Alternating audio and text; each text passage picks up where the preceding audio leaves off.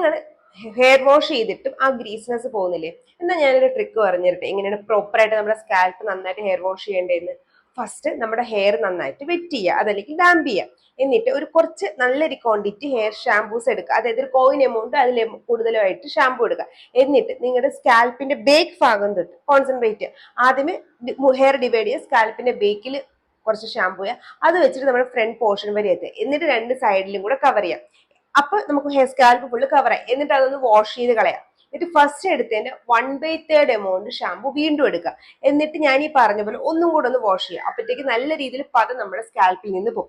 എത്രത്തോളം പത നമ്മുടെ സ്കാൽപ്പിൽ നിന്ന് പോകുന്നു അത്രത്തോളം ഗ്രീസ്നെസ് നമ്മുടെ സ്കാൽപ്പ് കഴുകിക്കളഞ്ഞു എന്നാണ് അർത്ഥം. കാരണം ഗ്രീസ്നെസ് ഇല്ല, പത കൂടുന്നൊരു ഗ്രീസ്നെസ് കുറഞ്ഞു എന്നാണ് അർത്ഥം. അപ്പൊ അത് വെച്ചിട്ട് നമുക്ക് ഡബിൾ വാഷ് ചെയ്യാൻ പറ്റും ഷാമ്പു വെച്ചിട്ട്. പക്ഷെ എക്സ്ട്രീംലി ഡ്രൈ സ്കാൽപ്പുള്ള ആൾക്കാരാണെങ്കിൽ ഇങ്ങനത്തെ മെത്തേഡ് ചെയ്യുമ്പോഴത്തേക്ക് നല്ല ജെന്റിൽ ആയിട്ടുള്ള ഷാമ്പൂസ് യൂസ് ചെയ്യാനായിട്ട് ശ്രദ്ധിക്കാം.